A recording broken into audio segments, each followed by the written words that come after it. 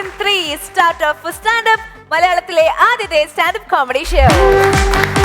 നമുക്ക് എല്ലാവർക്കും നമ്മുടേതായ മികവുകളുണ്ട്, കുറവുകളുണ്ട്. കുറവുകളെ എപ്പോഴും അതിജീവിക്കുക, മികവുകളെ എപ്പോഴും നമ്മൾ അംഗീകരിക്കുകയും അതിനെ വളർത്തിയെടുക്കുവാൻ ശ്രമിക്കുകയും ചെയ്യണം.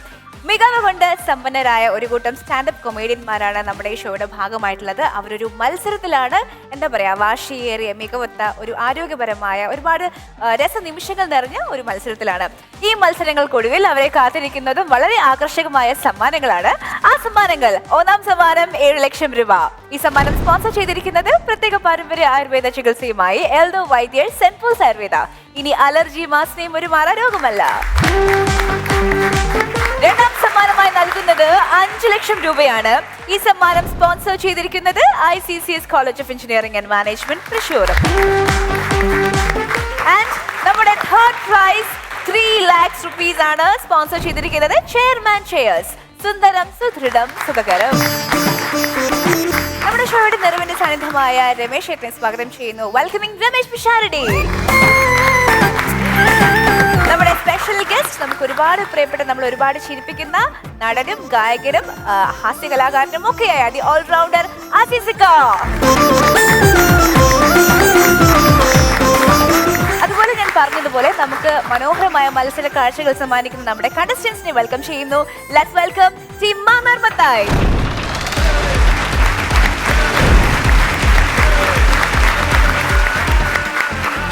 ഒപ്പം ടീം രാംജി റാവു.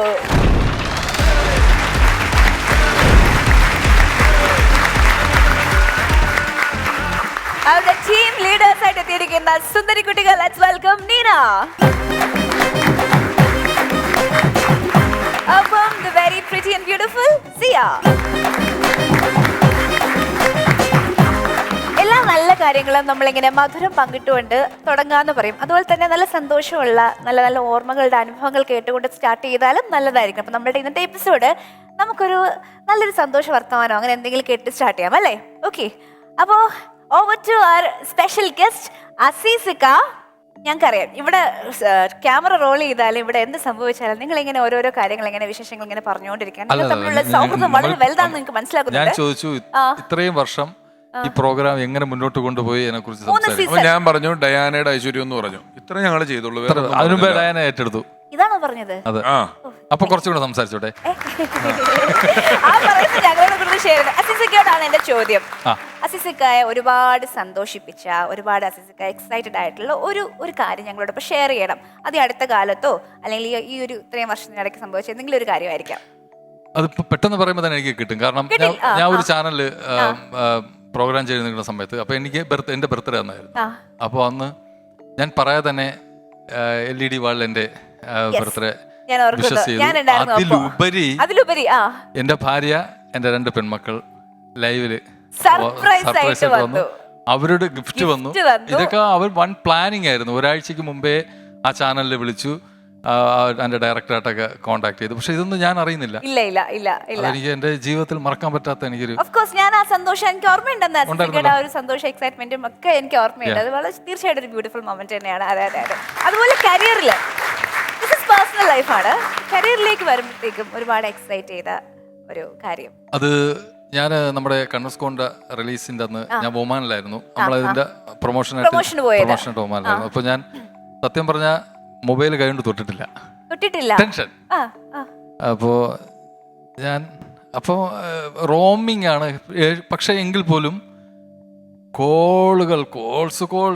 അപ്പൊ എനിക്ക് മനസ്സിൽ എന്തോ സംഭവിച്ചിട്ടുണ്ട് അവിടെ. കാരണം ഒന്നും അറിഞ്ഞിട്ടില്ല, ഒന്നും അറിഞ്ഞിട്ടില്ല, ഇതിന്റെ റിവ്യൂ ഒന്നും അറിഞ്ഞിട്ടില്ല. അതായത് ഇവിടെ റിലീസ് ചെയ്ത അതേ സമയത്തായിരുന്നു അവിടെയും? അല്ലല്ല, അവിടെ നൈറ്റ് ആയിരുന്നു ഷോ. ഞാൻ പക്ഷെ അവിടെ പോയിട്ടില്ല, ഒന്നും അറിഞ്ഞിട്ടുമില്ല. പക്ഷെ അതിലുപരി എന്നെ നമ്മുടെ മലയാളത്തിന്റെ ജയൻചേട്ടൻ ജയസൂര്യ വിളിക്കുന്നു.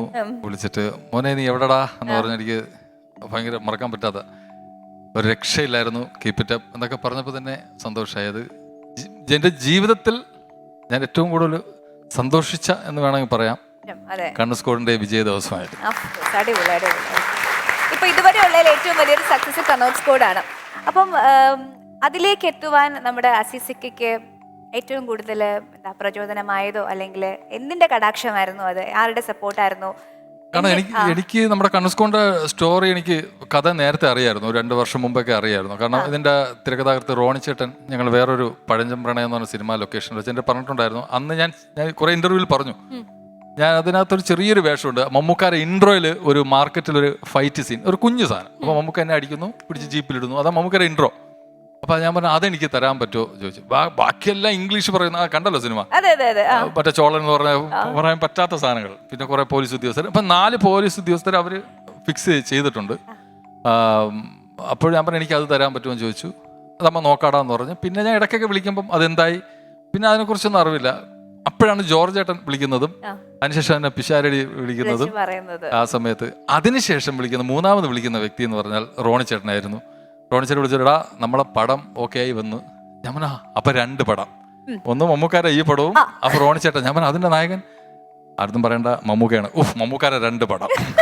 ഞാൻ അങ്ങനെ വിചാരിച്ചു സീരിയസ്ലി. പക്ഷെ ജോർജ് ഏട്ടൻ ഞാൻ അറിയുന്നില്ലല്ലോ. അപ്പോഴാണ് ഞാൻ പറഞ്ഞത് എന്നെ ജോർജ് ഏട്ടൻ കുറച്ചും ഒരു പടം വിളിച്ച് അത് എന്നടാ ഈ പടം എന്ന്.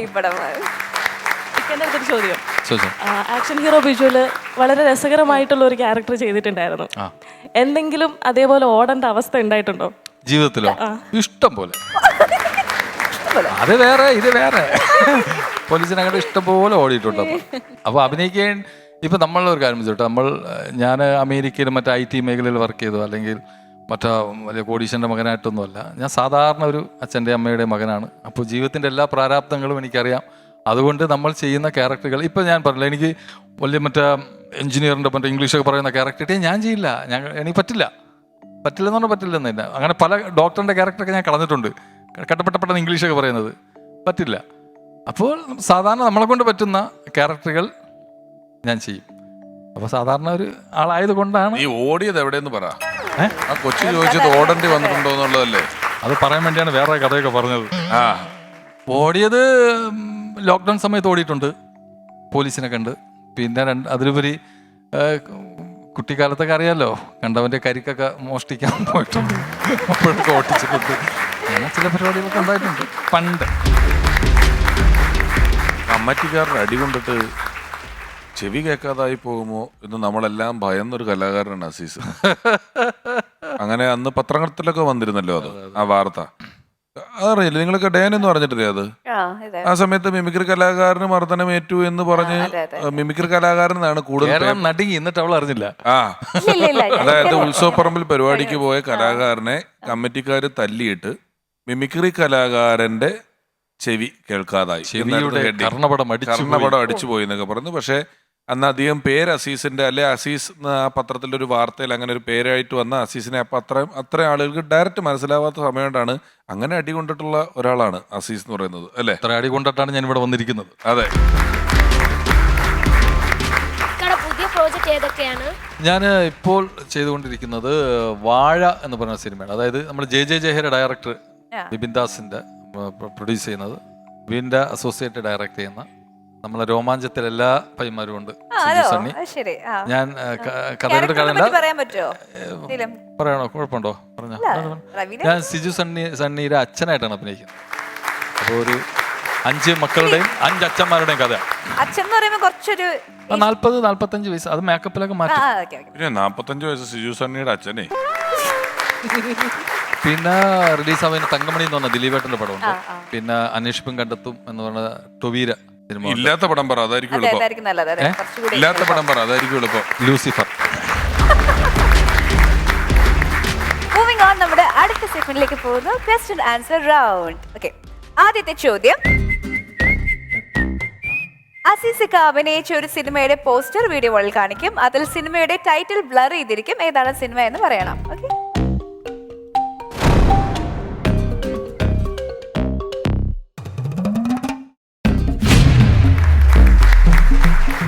Very good. അപ്പോൾ team Ramsi Rao buzzer press ചെയ്തിട്ടുണ്ട്. സിയ, ഉത്തരം പറയൂ. തെക്കൻ തല്ല് കേസ്. ഒരു തെക്കൻ തല്ല് കേസ്. ചെക്ക് ചെയ്ത് നോക്കാം. ഒരു തെക്കൻ തല്ല് കേസ്. 1 പോയിന്റ്. ഈ സിനിമയിൽ എനിക്ക് തോന്നുന്നു കൂടുതലും നമ്മുടെ തെക്കുള്ള ട്രിവാൻഡ്രം ഭാഗത്തൊക്കെയുള്ള ആർട്ടിസ്റ്റുകൾ അഭിനയിച്ചിട്ടുണ്ട്. അഖിലേട്ടനൊക്കെ അഭിനയിച്ചിട്ടുണ്ട്. അങ്ങനെ ഒരുപാട് പേരൊന്നുമില്ല, കുറച്ച് പേരുണ്ടായിരുന്നു. ഇതിപ്പോ എന്താ അങ്ങനെ കാസ്റ്റ് ചെയ്യും? കാരണം നമ്മളിപ്പോ തെക്കുള്ളവരായതുകൊണ്ട് അങ്ങനെ എന്തെങ്കിലും ആണോ? അതെ അതെ, നമ്മുടെ ഇത് വർക്കല നടന്ന ഒരു സംഭവമല്ലേ. അപ്പോൾ ട്രിവാൻഡ്രം ഭാഷയല്ല, ഈ വർക്കല ഒരു വർക്കല ടൈപ്പ് ഒരു ലാംഗ്വേജ് ഉണ്ടല്ലോ, അതായിരുന്നു. രണ്ടാമത്തെ ചോദ്യം,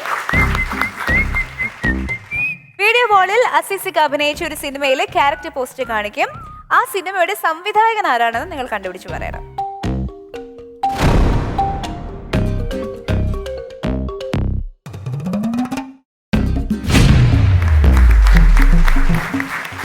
മനസ്സിലായോ? Very good, very good. Team Mannar Mathai buzzer press ചെയ്തിരിക്കുന്നു. നീന, ഉത്തരം പറയൂ. അഖിൽ മാരാർ. അഖിൽ മാരാർ. ചെക്ക് ചെയ്തോ. വെരി ഗുഡ്, കറക്റ്റ് ആണ്, കറക്റ്റ് ആണ്. ഒരു താത്വിക അവലോകനം. അഖിൽ മാരാർ കറക്റ്റ് ആണ്. മൂന്നാമത്തെ ചോദ്യം, വീഡിയോ വാളിൽ ഒരു ഫോട്ടോ കാണിക്കും. അതിൽ അസീസയ്ക്കോടൊപ്പമുള്ളവരിൽ ഒരാളുടെ മുഖം മാസ്ക് ചെയ്തിരിക്കും. ആരാണ് ആള് അല്ലെങ്കിൽ ആർട്ടിസ്റ്റ് ആരാന്നുള്ളത് കണ്ടുപിടിക്കണം.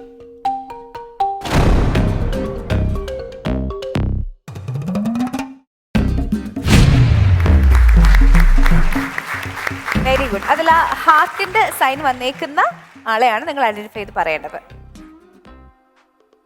ലവ് ആണ്. ബിജു ബിജുകുട്ടൻ. ബിജുക്കുട്ടായി ഫുൾ പറയടാ. അല്ല, ബിജുക്കുട്ടായി. ബിജുക്കുട്ടായി കൺഫേം. ഓക്കെ, കുട്ടായി അത്രയും പറയാം, അതൊന്നും റീടേക്ക് ഒന്നുമില്ല. ഇല്ല. ബിജു ബിജുക്കുട്ടായി.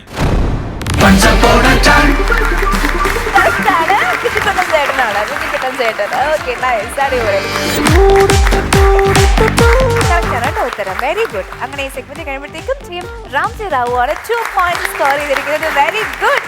സിയ, നിങ്ങളുടെ ടീമിൽ ആരാണ് പെർഫോമൻസ് എത്തുന്നത്? നമ്മുടെ ടീമിൽ നിന്ന് പെർഫോമൻസ് ആയിട്ട് വരുന്നത് Vishnudutt. Okay, good good. Vishnudutt on stage.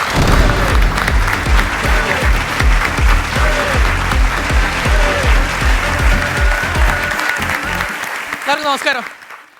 ഞാൻ 10ാം ക്ലാസ്സിൽ പഠിക്കുന്ന സമയത്തെ എൻ്റെ ക്ലാസ്സിൽ പഠിക്കുന്ന പൂച്ച കണ്ണുള്ള മുടി തോളപ്പം വെട്ടി നിർത്തിയ ഒരു പെൺകുട്ടിയോട് എനിക്ക് അതിയായ പ്രണയം. ഞാനിപ്പോൾ എൻ്റെ കൂട്ടുകാരനൊക്കെ പറഞ്ഞേ, എടാ അവൾക്ക് ഇച്ചിരി മുടി കുറവാണെങ്കിലും എനിക്ക് ഇവിടെ ഭയങ്കര ഇഷ്ടമാണെന്ന് പറഞ്ഞു. അവൻ പറഞ്ഞു, അതിപ്പോൾ പോത്തിറച്ചിക്ക് പോച്ചവയാണെങ്കിലും പട്ടിക്ക് ഭയങ്കര ഇഷ്ടമായിരിക്കുമല്ല, ഇത് കാര്യം പറയാൻ പറഞ്ഞു. ഞാൻ പറഞ്ഞേ, അല്ലടാ അവളൊരു കൂട്ടുകാരിയുണ്ട്, അവൾ വഴി എൻ്റെ ഇഷ്ടം അവളോടൊന്ന് പറയണം, അത്രേ ഉള്ളൂ. അപ്പോൾ അബ്ബാസ് ഇന്ത്യയിലെ ഹാർപ്പിക്ക് പോലെയാണ് ഈ കൂട്ടുകാരി. അവളോട് പറഞ്ഞ് അവൾ എനിക്ക് ലൈൻ സെറ്റാക്കി തന്ന്. എൻ്റെ പൊന്നേട്ടാ, അത് കഴിഞ്ഞ് നിലവിളക്കിൻ്റെ അത് കിണ്ടിയിരിക്കണ പോലെ ഈ പെണ്ണ് ഞങ്ങളുടെ നിന്ന് മാറത്തില്ല. ഇപ്പോൾ ഞാൻ മനസ്സിലാക്കുന്നുണ്ട്, അന്നത്തെ കാലത്ത് ആ കൂട്ടുകാരികൾ മൂത്താണ് ഇന്നത്തെ കാലത്ത് ബെസ്റ്റുകളായിട്ടുള്ളത്. അങ്ങനെ ഞങ്ങളുടെ പ്രണയം അതിൻ്റെ 10ാം വാർഷികം ആഘോഷിക്കുന്നൊരു സമയം. ഞാനും അവളും മാത്രമുള്ളപ്പോൾ അവൾ എൻ്റെ ചെവി വന്നിട്ട് പറഞ്ഞ്, എടാ നിനക്ക് ഞാനൊരു ഉമ്മ തരട്ടണമെന്ന്.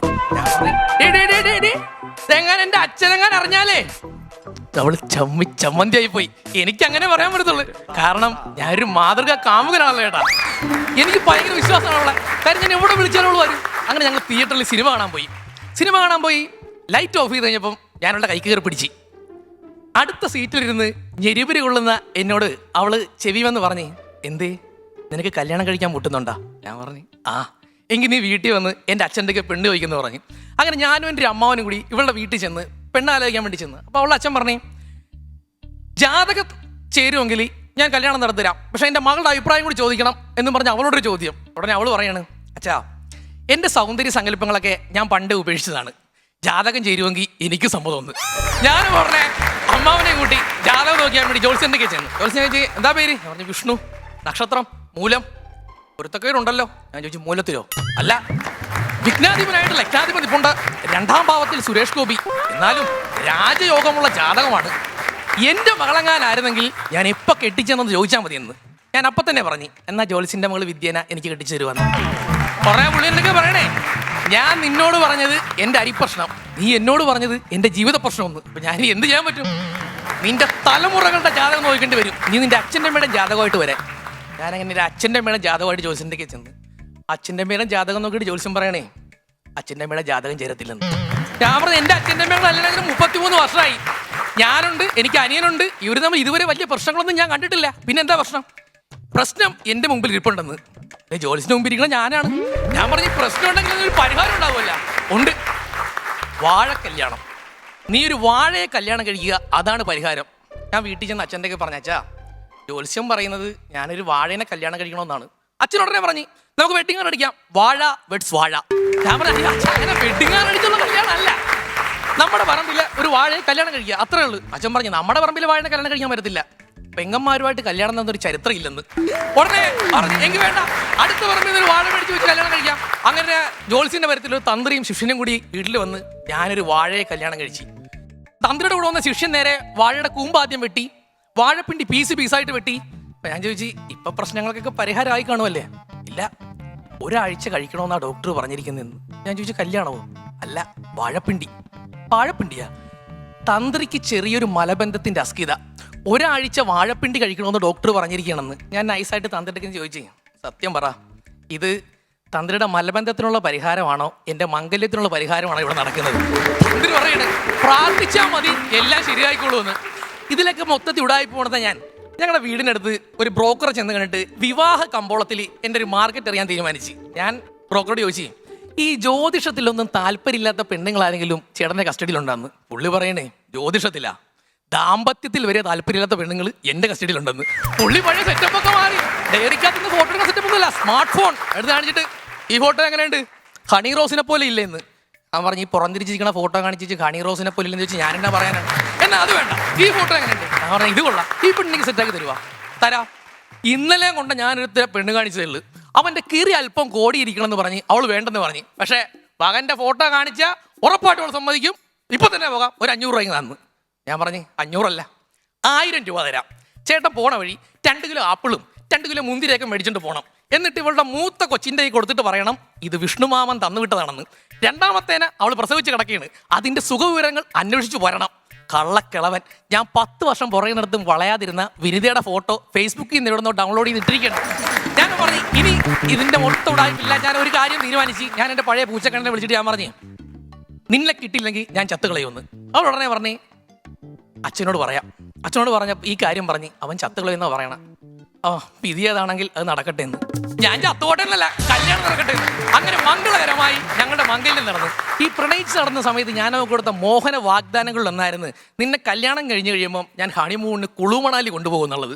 പെണ്ണുങ്ങളല്ലേ ചേട്ടാ, ഈ വാക്കും വിശ്വസിച്ച് കല്യാണത്തിന്റെ പിറ്റേ ദിവസം തന്നെ തുണിയും പാക്കി തിരിക്കുക കുളു മണാലിക്ക് പോകാൻ. അപ്പോഴാണ് പന്തലുകാരനും പാചകക്കാരനും കാശിന് വന്നത്. പന്തലുകാരനും പാചകക്കാരനും കാശ് കൊടുത്തോടുകൂടി എൻ്റെ കുളുമണാലി ചുരുങ്ങി കന്യാകുമാരിയായി മാറി. എന്നാൽ കന്യാകുമാരിക്ക് പോകാനുള്ള കാര്യങ്ങളെല്ലാം പ്ലാൻ ചെയ്തിട്ടിരിക്കുമ്പോഴാണ് ഫോട്ടോഗ്രാഫർ അഡ്വാൻസും കഴിഞ്ഞ് ബാക്കി കാശ് മേടിക്കാൻ വന്നത്. അതുകൂടി കൊടുത്തോടുകൂടി എൻ്റെ കന്യാകുമാരി ലോപിച്ച് കണിച്ചുളങ്ങര ബീച്ചായി. വെഡിങ് ആനിവേഴ്സറിക്ക് കേക്ക് കട്ട് ചെയ്യുന്ന സമയത്തും അവൾ ചോദിച്ചു ചേട്ടാ നമുക്ക് കണിച്ചുളങ്ങര ബീച്ചിൽ പോകണ്ടേ, മിണ്ടാതിരുന്ന് കട്ടിയടി. അങ്ങനെ പറഞ്ഞാണ് കേക്ക് കട്ട് ചെയ്തത്.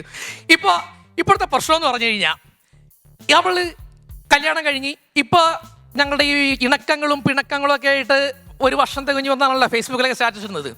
അങ്ങനെ ഞങ്ങളുടെ കൂടെ പിണക്കം മാത്രമല്ല ഇണക്കങ്ങളും ഉണ്ടായിരുന്നു എന്നതിന് തെളിവായിട്ട് 1.5 മാസം കഴിഞ്ഞപ്പോൾ എൻ്റെ ഭാര്യ പ്രസവിച്ച്. ആശുപത്രി കിടക്കൽ വെച്ചിട്ട് എൻ്റെ കൈ ചേർത്ത് പിടിച്ചിട്ട് അവൾ പറഞ്ഞു ആൺകുട്ടിയാണ്. സന്തോഷം കൊണ്ട് എൻ്റെ കണ്ണുകൾ വിടർന്ന്. തുടർന്ന് അവൾ പറഞ്ഞു സിസേറിയനാണ്, റെസ്റ്റ് വേണം, സമയം എടുക്കും, ചേട്ടൻ പണിക്ക് പോകണമെന്ന്. ആ വന്ന സന്തോഷം അങ്ങോട്ട് പോയി. ഞാൻ പറഞ്ഞു ഓക്കെ സമ്മതിച്ച്. കല്യാണം കഴിഞ്ഞപ്പോൾ കൊച്ചായി. ഇപ്പം എൻ്റെ ജോലി എന്ന് പറഞ്ഞു കഴിഞ്ഞാൽ കറക്റ്റായിട്ട് ഞാൻ കൊച്ചിനെ നോക്കും, കൊച്ചിനെ കുളിപ്പിക്കും, കണ്ണെഴുതിക്കും, പൊട്ട് തൊടിയിക്കും, സ്നഗ്ഗി മാറ്റും, എല്ലാ പണിയും ചെയ്യും. ഞായറാഴ്ച മാത്രം ഓഫ്. ഞായറാഴ്ച അവൾ കൊച്ചിനെ നോക്കിക്കോളും. ഞായറാഴ്ച എനിക്ക് റെസ്റ്റാണ്. ഞായറാഴ്ച ഞാനന്ന് അവളുടെ തുണി കഴുകും, പാവാട അലക്കും, അങ്ങനെയൊക്കെ. അങ്ങനെ ഒരു ദിവസം ഞാൻ ഇവളുടെ അടിപ്പാവാട അലക്കിക്കൊണ്ടിരിക്കുന്ന സമയത്ത് എൻ്റെ ഫോണിലൊരു കോള്. അപ്പോൾ കയ്യിൽ നിറച്ച് സോപ്പോതയാ ചേട്ടാ, എനിക്ക് ഫോണിൽ എടുക്കാൻ പറ്റത്തില്ല. ഞാൻ അവളോട് പറഞ്ഞു എടി ആ ഫോണിൽ എടുത്ത് ആരാന്ന് നോക്കിയിടി എന്ന് പറഞ്ഞു. അവൾ നോക്കിയിട്ട് പറഞ്ഞ് ചേട്ടാ ഇതൊരു വേട്ടാവളിയൻ കോളിംഗ് എന്ന്. ഞാൻ പറഞ്ഞു എന്നതാ? അല്ല ഫോണെ സേവ് ചെയ്തേക്കുന്നത് വേട്ടാവളിയൻ എന്നാ. ഞാൻ പറഞ്ഞ് എടുത്തോ നിനക്കുള്ള കോളാ, നിന്റെ അച്ഛനാണെന്ന് പറഞ്ഞു. എൻ്റെ പൊന്നേട്ടാ 3ാം ലോക്കൽ മഹായുദ്ധം ഞങ്ങളുടെ വീട്ടിൽ അരങ്ങേറി. എൻ്റെ വായി തുണി തിരികെ വെച്ച് ഇടിച്ചത് കൊണ്ട് ശബ്ദം പുറത്ത് കേട്ടില്ല, അത് ചരിത്രത്താളുകൾ രേഖപ്പെടുത്തിയില്ല, പിള്ളേർക്ക് പഠിക്കേണ്ടി വന്നില്ല. ഇന്ന് ഇത്രയും വലിയ വേദിയിൽ ഈ മൈക്കിന്റെ മുന്നിൽ നിന്ന് എൻ്റെ ഭാര്യയെ 2 കുറ്റം പറയാനും എനിക്ക് പേടിയില്ല. കാരണം നമ്മുടെ ഈ പരിപാടിയുടെ ടെലികാസ്റ്റ് 9 മണിക്കല്ലേ, അവൾ 8 AM പുറകും. Thank you.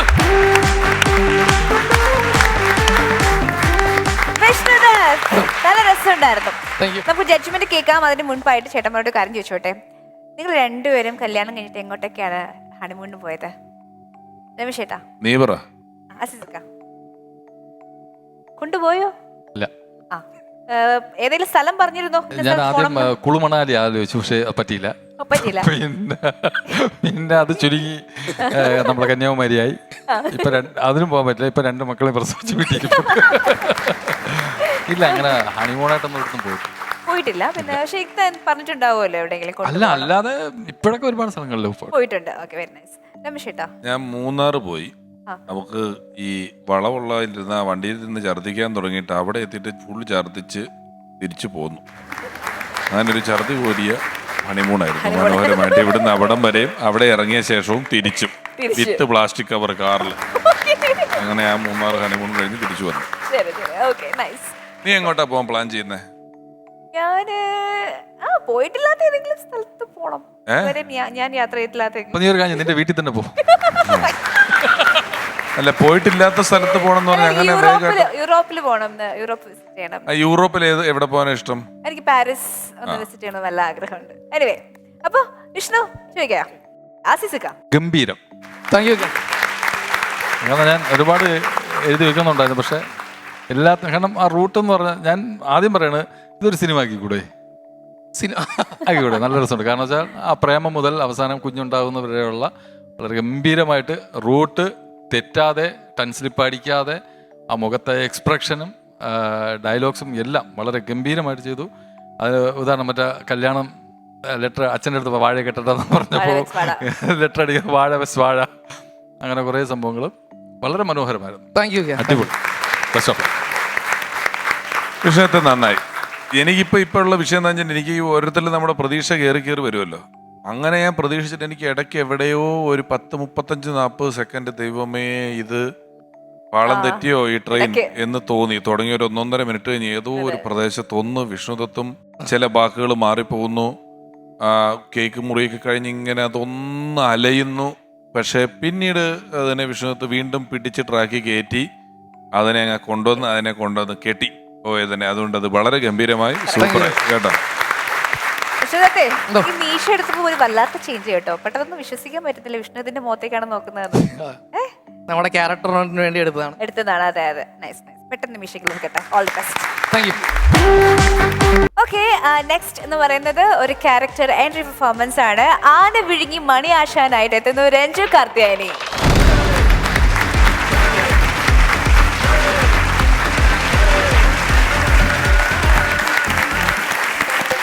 മനോജേ, അപ്പൊ ഞാനങ്ങോട്ട് പോവാണ് കേട്ടോ. റെഡി ആയുള്ള ആൾക്കാര് വന്നോ? അവരൊക്കെ വിളിച്ചോ കേട്ടോ. അവരൊക്കെ വിളിച്ചോ. റെഡി ആയിട്ടുള്ള ആൾക്കാരൊക്കെ വിളിച്ചോ.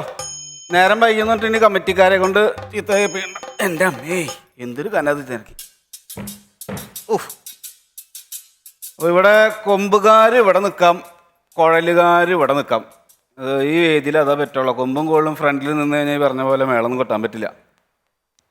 ചേട്ടാ നമസ്കാരം. നമസ്കാരം. നമസ്കാരം. നമ്മളേ കുറച്ച് പേര് തൃപ്പൂണിത്തറ അമ്പലത്തിന് മേളം കഴിഞ്ഞ് വരുന്നുള്ളൂ. അപ്പൊ അതിന്റെ ചെറിയൊരു കാലതാമസം ഉണ്ടാവും. അത് കഴിഞ്ഞാൽ പരിപാടി തുടങ്ങാട്ടോ. മനോജേ, എല്ലാവരോടും വരാൻ പറഞ്ഞോട്ടാ. ആ, ഏത് പരിപാടി തുടങ്ങുന്ന? അത് കുറച്ച് നേരം വൈകി എന്ന് പറഞ്ഞല്ലോ. ജയറാമേട്ടന്റെ പരിപാടിക്ക് അതിന് വേണ്ടിട്ട് നമ്മൾ റെഡിയാണ് കേട്ടോ. കുറച്ച് സമയം കഴിഞ്ഞാൽ നമുക്ക് തുടങ്ങാം. അവർ വന്നേ തുടങ്ങാം. ജയറാം ഇവന്റാ? ആ, അതിനല്ല വിളിച്ചേ ഇങ്ങോട്ട് കൊട്ടാനായിട്ട്. ജയറാമിന്റെ ഇവന്റ് ഒക്കെ ടെലികാസ്റ്റ് കഴിഞ്ഞില്ലേ? ഐ, ജയറാമേട്ടൻ വന്ന ഇവന്റ് ടെലികാസ്റ്റിംഗ് കഴിഞ്ഞ് റേറ്റിംഗും വന്ന് റിപ്പീറ്റ് ടെലികാസ്റ്റിംഗ് കഴിഞ്ഞു. അത് നമ്മൾ ഓണത്തിന് ചെയ്ത ഇവന്റ് അല്ലേ? ഇത് ക്രിസ്മസ് ആവാറായില്ലേ? ജയറാമേട്ടന് മേളം വേണം എന്ന് പറഞ്ഞിട്ടാണ് എന്നെ ഇങ്ങോട്ട് ഈ ആന വിഴുങ്ങിയ ആശാൻ ഇങ്ങോട്ട് വിളിച്ചേ. മണിയാ സാർ, നിങ്ങൾക്ക് SMS അയച്ചു കഴിഞ്ഞാൽ 2 മാസം കഴിഞ്ഞിട്ട് കിട്ടുന്നതെന്ന് തോന്നുന്നു. നിങ്ങൾ SMS അയച്ചു അങ്ങനെ വർത്താനം പറഞ്ഞ എന്താ കാര്യം? ആർക്കും SMS മൊബൈലിൽ നിൽക്കില്ല. ആകട്ടെ, തുലാം 1, തുലാം 12, തുലാം 13 ഒറ്റ 30 വെള്ളി കെയർ ഓഫ് സുഭാഷ്. ആരാ സുഭാഷ്? 30 വെള്ളി പ്രോഗ്രാം ഞാൻ എഴുതി വെച്ചിട്ടുണ്ട് എൻ്റെ കയ്യില്. Funds FUNS. 30 വെള്ളി എന്നല്ലേ പറഞ്ഞത്? അത് കഴിഞ്ഞിട്ട് ഇപ്പൊ 38 വെള്ളി കഴിഞ്ഞ്. അപ്പൊ ഡേറ്റ് എനിക്ക് തെറ്റിയതാണ് ആയിരിക്കുള്ളൂ. സുഭാഷിന് അങ്ങനെ ഇത്രയും ചെറിയ തെറ്റൊന്നും വരാൻ സാധ്യതയില്ല. അല്ല, വിളിച്ചപ്പോ കറക്റ്റ് 30 വെള്ളി. ഇപ്പൊ പരിപാടി അവിടത്തെ തൃപ്പൂണിത്തറത്തെ പരിപാടിയും പോയി, ഇവിടത്തെ പരിപാടിയും പോയി. എന്ത് ചെയ്യാനാ? അല്ല, ഒരു കാര്യം ചെയ്യാം. ഇനിയിപ്പോ അത് വന്ന സ്ഥിതിക്ക് ജയറാമേട്ടനൊരു സ്വീകരണത്തിന് വേണ്ടിയിട്ട് താല്പര്യം കൊണ്ട് വന്നതാണ് ജയറാമൻ. അസീസിന് കൊടുക്കട്ടെ സ്വീകരണം? പിന്നെന്താ, അല്ല അതൊന്നും പറ്റില്ല.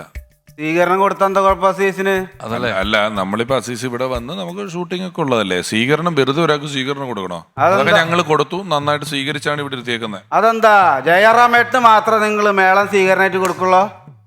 അസീസിന് കൊടുക്കില്ലേ നിങ്ങൾ? അല്ല ഉള്ള സമയത്ത് കൊടുക്കണോ, വരണമായിരുന്നു. ഓണപരിപാടിക്കല്ലേ കൊടുത്തത്. ഇപ്പൊ അതിന്റെ അസീസിന് കൊടുക്കില്ല? കൊടുക്ക മാട്ടേ. അസീസിന് നിങ്ങൾ സ്വീകരണം കൊടുക്ക മാട്ടേ. സ്വീകരണം നിങ്ങൾ അസീസിന് കൊടുക്ക മാട്ടേ. കൊടുക്ക മാട്ടേ. ദേഷ്യം വന്നാ ഞാൻ ഇങ്ങനെയാ. എന്തേല് എന്താ കൊട്ടും. അതുപോലെ തന്നെ ചില കമ്മിറ്റിക്കാരെന്നോട്, ഞാൻ പഴയ ആശാമാരായതുകൊണ്ട് എനിക്ക് വെളുവെളുന്ന് കമ്മിറ്റിക്കാരെടുത്ത് ഞാൻ പറയാറില്ല. എൻ്റെ അടുത്ത് പറഞ്ഞ് ദേഷ്യം വന്നാൽ ഞാൻ ഇങ്ങനെ എന്താ പറയുക ചെണ്ടയമോട് കൊട്ടും. പിന്നെ നമ്മൾ ഈ TV പരിപാടിക്ക് കാണിക്കില്ലേ മ്യൂസിക് ഇടില്ലേ, അതുപോലെ അത് ഇടും. അതെനിക്കത് പിന്നെ കാണാൻ വർത്താനം ഞാനങ്ങനെ മണിയാശം പറയാറില്ല. കാര്യം എന്താ വെച്ചാലേ ഇപ്പോഴത്തെ കാലത്ത് കംപ്ലീറ്റ് പിള്ളേരെ നമ്മുടെ കൂടെ വരുന്നത് മേളത്തിന്. ആശാന്മാരൊന്നും കണ്ണിനേരെ കണ്ടുകൂടെ അവർക്ക്. അപ്പോൾ ഈ പിള്ളേർ വന്നിട്ട് അവരോട് കാര്യമായിട്ട് അങ്ങോട്ടൊന്നും പറയാനും പറ്റില്ല. എൻ്റെ കൂടെ കൂട്ടത്തിൽ അതിഥി തൊഴിലാളി ഭായിമാരില്ല ഡയാനെ, അവരുണ്ട് മേളത്തിന് വരുന്നുണ്ട്. അവരോടൊന്നും ഒന്നും പറയാൻ പറ്റില്ല. ഒരുത്തൻ ഒരു 6 അടി തടിയുണ്ട്. ഏത് അവൻ്റെ അത്ര ഉള്ള ഒരുത്തൻ. ഇവന്റെ പോലെ ഒരുത്തൻ തലയ്ക്ക് ഒറ്റ ഓളമില്ല. ഇവന് ഓളല്ല പോലെ തന്നെ. ആ അപ്പൊ അവന്റെ പോലെ തന്നെ ഞാൻ എന്ത് ചെയ്തു, ഓളമില്ലാത്തവനൊരു താളം കൊടുത്തു പിടിക്കാനായിട്ട്. കമ്മിറ്റിക്കാർ പരിപാടി കഴിഞ്ഞ് കാശ് വന്നപ്പോൾ ഒരു 50 രൂപ അവന് കുറച്ച് കൊടുത്തു. കുറച്ച് കൊടുത്തതിന്റെ പേരിൽ ഇവനുണ്ടല്ലോ 2 താളത്തിന്റെ ഇടയിൽ വെച്ച് ഒറ്റടി ക്ലിഞ്ഞോന്നൊരു സൗണ്ട് മാത്രമേ കേട്ടുള്ളൂ. നോക്കുമ്പോ 3 എണ്ണ പോണ്. എന്തോന്ന് പൊന്നീച്ച. എൻ്റെ അസീസ് ഭായ് ഓരോന്ന് 2 ഗ്രാം വീതം വരും. ഒന്നും നോക്കിയില്ല, അങ്ങനെ തന്നെ പിടിച്ച് 3 എണ്ണത്തിന് ഉരുക്കി പിടിച്ച് ലോക്കറ്റത് പൊന്നീച്ചുകൊണ്ട്. അപ്പൊ ഞാൻ എന്ത് ചെയ്തു, അവനെ വിടാൻ നിന്നില്ല. കാര്യം അവൻ നമ്മുടെ കൂട്ടത്തിൽ നിർത്തി. അടുത്ത ആഴ്ച പെങ്ങളുടെ മോന്റെ പേര് വിളിക്ക് ഒരു മോതിരം കൊടുക്കണേ, 5-6 പൊന്നീച്ചരെ പറഞ്ഞുകൊണ്ടിരിക്കും. അപ്പൊ അത് അവനെ വിട്ടാൽ ശരിയാവില്ല. പിന്നെ ഈ മേളക്കാരായതുകൊണ്ട് പറയല്ല, നമ്മുടെ കൂട്ടത്തിൽ വന്നു കഴിഞ്ഞാൽ അവൻ ചില ഭായിമാരൊരു രക്ഷയില്ല. ഞാനിങ്ങനെ തൃപ്രയാറ് പൂരത്തിന് മേളം കൊട്ടിക്കൊണ്ടിരിക്കാം. കൊട്ടി കൊട്ടി കൊട്ടി കൊട്ടി കുറെ കഴിഞ്ഞപ്പോണ്ട് മേളം ഏത് വഴിക്കാ പോണേന്ന് ഉരുപ്പിടുത്തൂല്ല. താളൊക്കെ വേറെ വഴിക്ക് പോയിട്ട് ഇതെങ്ങടാ പോണെന്നൊരു പിടുത്തില്ല. അപ്പം ഞാൻ ജസ്റ്റ് ബാക്കിലേക്ക് ഒന്ന് നോക്കിയപ്പോൾ ഈ ബയ്യ കാതിന് മറ്റേ അതിന്റെ പേരെന്തോടാ ആ ഈ കുന്ത്രാണ്ടം വെച്ച് അവൻ പാട്ട് കേൾക്കുക.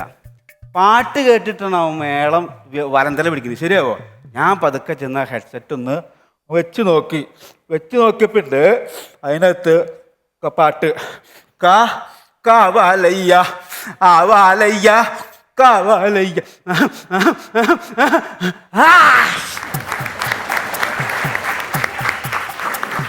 തുമ്മീന്ന് വിചാരിച്ചു അല്ലേ? അങ്ങനെ തുമ്മുന്ന ആളല്ല ആനവിഴുങ്ങി ആശാൻ. എങ്ങനെ ആനവിഴുങ്ങി മണിയാശാൻ അങ്ങനെ തുമ്മത്തില്ല തുമ്മത്തില്ല തുമ്മത്തില്ല ഇല്ല ഇല്ല തുമ്മത്തില്ല സാരടി നല്ല താളബോധമുള്ള കുട്ടികളാ. ഒരു മേള ക്ലാസ് അങ്ങോട്ട് തുടങ്ങിയാലോ നമുക്ക്? ആവാം. ആ കൈ കണ്ടില്ലേ മിടുക്കനാ, കൈ കാണിച്ചേ. സാധകം നല്ല സാധക അല്ല കയ്യാ മിടുക്കനാ. ഒരു കാര്യം ചോദിക്കട്ടെ, അതെ അമ്മ പ്രാണമ്പലത്തില് അടിച്ച് ഫിറ്റായി കിടന്ന ആശാനല്ലേ മേളത്തിന് വന്നപ്പോ അടിച്ചത്? മാപ്രാണം. ഈ മേളക്കാർക്ക് ഇത്തിരി അടിക്കാണ്ടൊക്കെ മേളം കഴിഞ്ഞ് അടിക്കാന്നൊക്കെ ഒരു ശീലത്. അതായത് ഞാൻ അടിച്ചു കഴിഞ്ഞാൽ ഒരു കുഴപ്പമുണ്ട് സ്നേഹേഷ, എൻ്റെ വായിന്ന് വരുന്നത് ഈ നീളത്തിലുള്ളതാ. അടിച്ചു കഴിഞ്ഞാൽ മാത്രമേ കുഴപ്പമുള്ളൂ. പക്ഷെ എന്താ കുഴപ്പമെന്ന് വെച്ച് കഴിഞ്ഞാൽ എന്നും അടിക്കും എന്നും ഇതാ ബഹളം. അപ്പൊ ഭാര്യ പറഞ്ഞു, നിങ്ങളെ കൊണ്ട് നാട്ടുകാർക്ക് കംപ്ലൈൻ്റ് ആയി. പഞ്ചായത്ത് പ്രസിഡന്റ് വന്നു, അവരൊക്കെ വന്നു. ഒരു കാര്യം ചെയ്യും, മണിയാശാൻ ഇനി അടിക്കണ്ട, അടിച്ചു കഴിഞ്ഞാൽ നിങ്ങൾ വായുന്നത് ശരിയല്ല. അപ്പം എല്ലാവരും കൂടി തീരുമാനിച്ചു എന്നെ മലയ്ക്ക് പോകാൻ വേണ്ടിയിട്ട് നോയമ്പെടുക്കാൻ പറഞ്ഞു. വെറും നോയമ്പല്ല ദയാനെ, മൗനവ്രതം എടുക്കാൻ പറഞ്ഞു. ശരി, മൗനവ്രതം എടുത്തു. 41 ദിവസം മൗനവ്രതം എടുത്തു. അങ്ങനെ കെട്ടും നിറച്ചു. നീലിമല കയറി, കരിമല കയറി, 18-ാം പടിയിൽ അവിടെ എത്തി. മൗനവ്രതല്ലേ അവിടെ എത്തി. ഞാൻ ആ തേങ്ങ എടുത്ത് അടിക്കാൻ നേരത്ത് ഏതോ ഒരു തമിഴ് വന്ന് തേങ്ങ എൻ്റെ കാലിൽ ഒറ്റടി അടിച്ചതും തേങ്ങ ഇങ്ങനെ പൂവിരിയുന്ന പോലെ അവിടെ വെച്ച് ഞാൻ മൗനവ്രതം പൊട്ടിച്ചു. കള്ളൻ അതിൻ്റെ മോനെ ഒറ്റ പറയാ പറഞ്ഞു. അതോടുകൂടി എൻ്റെ ഈ മൗനവ്രതം പോയി കള്ളുകൂടിയും പരിപാടിയൊക്കെ ഞാൻ അന്ന് നിർത്തിയതാ. പിന്നെ പരിപാടി നിർത്താറില്ല. കേരള സ്ത്രീകളെ മേളം പഠിപ്പിച്ചിട്ടുണ്ടോ? എന്താ സ്ത്രീകളെ മേളം പഠിപ്പിച്ചിട്ടുണ്ടോ? സ്ത്രീകളെ മേളം പഠിപ്പിച്ചിട്ടുണ്ടോ? അയ്യോ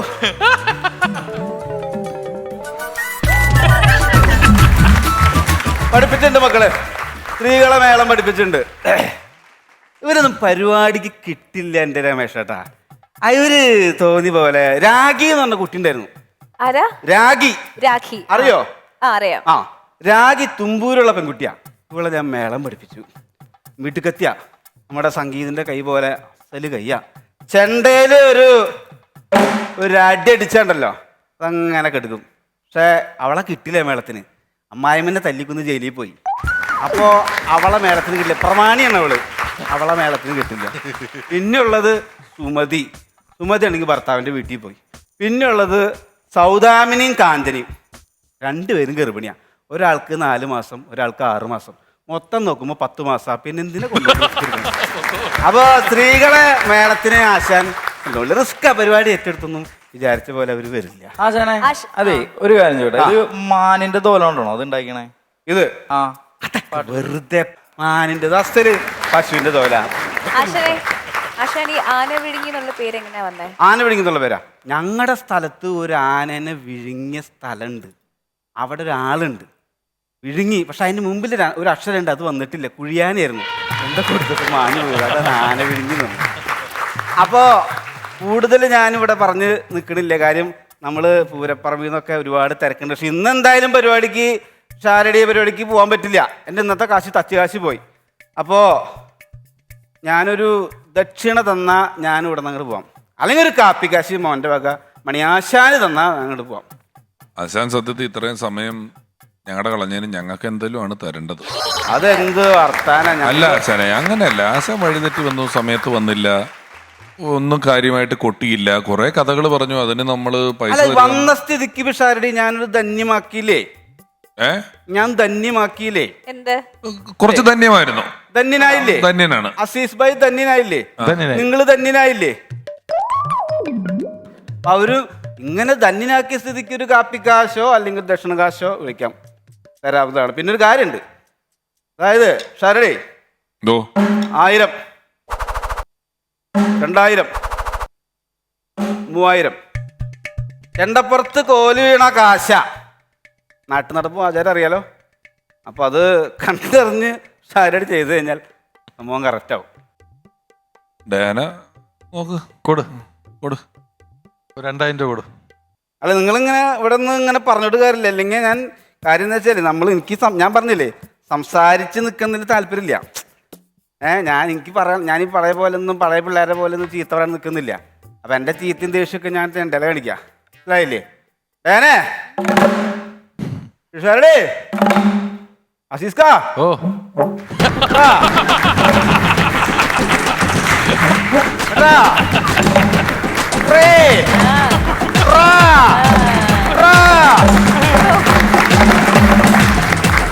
രഞ്ജു കാർത്തിയായനി. രഞ്ജു ശരിക്കും രഞ്ജു ഒരു മേളക്കാരൻ കൂടിയാണല്ലേ? അപ്പൊ അതുകൊണ്ട് കുറച്ചുകൂടി ഈസി ആയി ആ ഒരു വേഷവിധാനവും അതെ എല്ലാ കാര്യങ്ങളും നന്നായിരുന്നു. ചേട്ടന്മാരുടെ ചോദിക്കാം. രഞ്ജു വളരെ നന്നായി കേട്ടോ. രഞ്ജുവിന്റെ പ്രകടനം നല്ല രസമുണ്ടായിരുന്നു.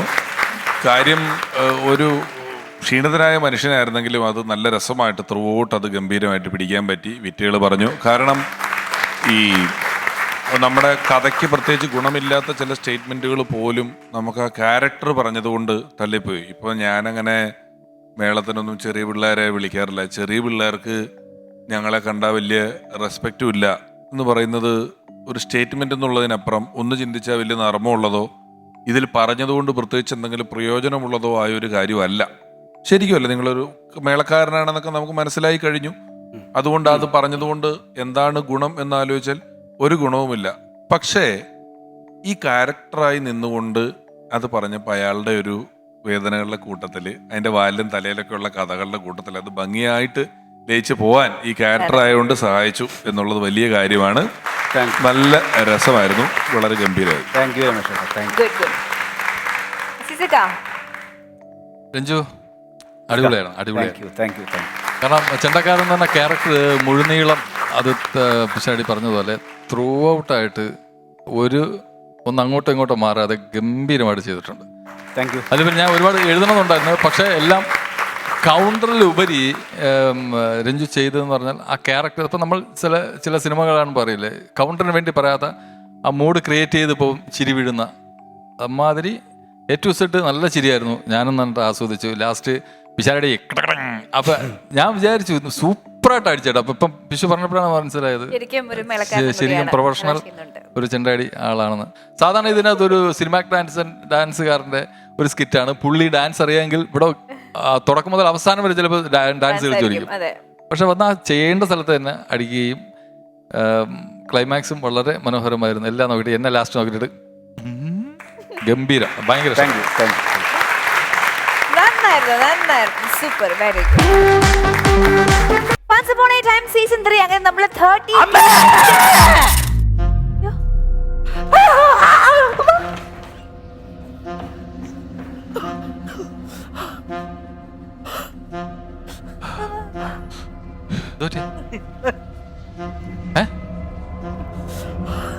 എന്താ പറ എന്താന്ന് ചോദിക്കും. Come on Chandra, try. എന്താ പറ പറയാൻ പറ്റുന്നില്ലേ? എന്തോ കണ്ടു പേടിച്ചു സംഭവം. എന്തോ കണ്ടു പേടിച്ചതാ. പറയാൻ പറ്റൂലേ? പാടാൻ പറ്റും, പാടാൻ പറ്റും. പറയാൻ പറ്റില്ല, പാടാൻ പറ്റൂല, പാടാൻ പറ്റും.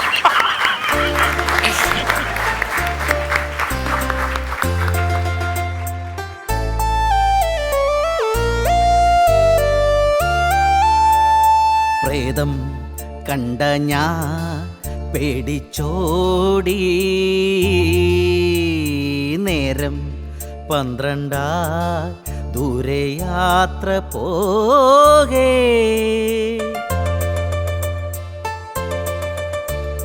പ്രേതം കണ്ട ഞാൻ പേടിച്ചോടി,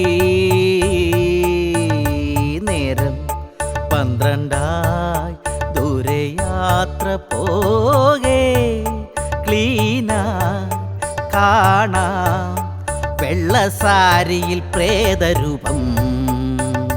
പ്രേതം കണ്ട ഞാൻ പേടിച്ചോടി, നേരം 12 ദൂരെ യാത്ര പോകേ.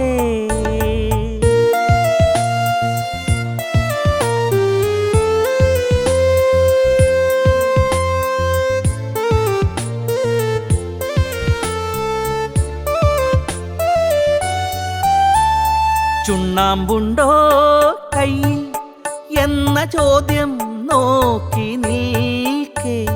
പ്രേതം വന്നു ചൊല്ലി, കഞ്ചാവുണ്ടോ ലേശം സ്റ്റോക്ക്. ചുണ്ണാമ്പുണ്ടോ കയ്യിൽ എന്ന ചോദ്യം നോക്കി നിൽക്കേ. പ്രേതം വന്നു ചൊല്ലി, കഞ്ചാവുണ്ടോ ലേശം സ്റ്റോക്ക്.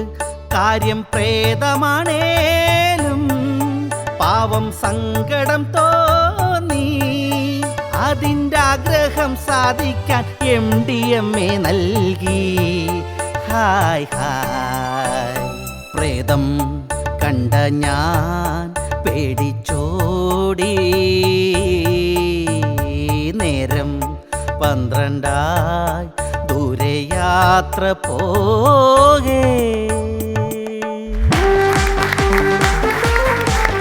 അങ്ങനെ കഴിഞ്ഞ കുറെ എപ്പിസോഡുകളായിട്ട് നമ്മോടൊപ്പം ഉണ്ടായിരുന്നത് MES college of engineering and ടെക്നോളജിയിലെ സ്റ്റുഡൻസും ഫാക്കൽറ്റീസും ആയിരുന്നു. We would like to know more about MES college. Madam, എവിടെയാണ് ആക്ച്വലി സ്ഥിതി ചെയ്യുന്നത്? എറണാകുളമാണെന്ന് അറിയാം. എറണാകുളത്ത് എവിടെയാണ്? ഇത് MES college of engineering and technology, Kunnukara, Paravur road, north പറവൂരിലാണ് സ്ഥിതി ചെയ്യുന്നത്. ഓക്കെ, അവിടെയാണ് അല്ലേ? എങ്ങനെയായിരുന്നു ഇവിടെ വന്നിട്ട്? ഇതിനു മുമ്പ് ലൈവായിട്ട് ഒരു റിയാലിറ്റി ഷോ എന്തെങ്കിലും ഇങ്ങനെ കാണാനായിട്ട് പോയിട്ടുണ്ടോ? അതെ, ഞങ്ങൾ ഫസ്റ്റ് ടൈമാണ്. ഓൾറെഡി ഞങ്ങൾ വന്നിട്ടുണ്ട്, പക്ഷെ ഫാക്കൽറ്റീസ് ഇത് ഫസ്റ്റ് ടൈമാണ് വരുന്നത്. ലൈവായിട്ട് ഒരു ഷോ കണ്ടതിൽ വളരെയധികം സന്തോഷമുണ്ട്. സന്തോഷമുണ്ട്.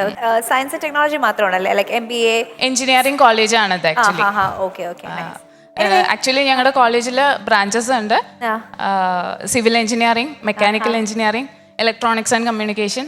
ഇവിടെ ഇപ്പൊ എത്തിയിരിക്കുന്നത് ഏത് ബാച്ചാണ്? ഏത് സ്ട്രീമിലെ കുട്ടികളാ? ഇവിടെ സിവിലിലെ കുട്ടികളുണ്ട്, അതുപോലെ CS കുട്ടികളും ഉണ്ട്. ബാക്കി എല്ലാ കുട്ടികൾക്കും എക്സാംസ് നടന്നുകൊണ്ടിരിക്കുകയാണ്. അപ്പം ഇപ്പം ഇത്ര കുട്ടികളെ നമുക്ക് കൊണ്ടുവരാൻ പറ്റുന്നത്. നല്ല സ്മാർട്ട് ആയിരുന്നു കേട്ടോ. അങ്ങനെ ഫൺസ് അപ്പോൺ എ ടൈമിന്റെ ഇന്നത്തെ വിരുന്ന് ഇവിടെ പൂർണ്ണമാവുകയാണ്. വൈൻഡപ്പ് ചെയ്യുന്നതിന് മുന്നോടിയായിട്ട് നമ്മുടെ ഫൺസ് upon A time season 3 grand finale winners ലഭിക്കുന്ന പ്രൈസസ് ഇവയൊക്കെയാണെന്ന് ഓർപ്പിക്കുന്നു. ഒന്നാം സമ്മാനം 7 lakh rupees, സ്പോൺസർഡ് ബൈ പ്രത്യേക പാരമ്പര്യ ആയുർവേദ ചികിത്സയുമായി എൽഡോ വൈദ്യേഴ്സ്, സെന്റ് പോൾസ് ആയുർവേദ. ഇനി അലർജിയും ആസ്മയും ഒരു മാറാ രോഗമല്ല. രണ്ടാം സമ്മാനം 5 ലക്ഷം രൂപയാണ്, സ്പോൺസർ ചെയ്തിരിക്കുന്നത് ICCS college of engineering and management Thrissur. മൂന്നാം സമ്മാനം 3 ലക്ഷം രൂപ, സ്പോൺസർ ചെയ്തിരിക്കുന്നത് ചെയർമാൻ ചെയേഴ്സ്, സുന്ദരം സുദൃഢം സുഖകരം.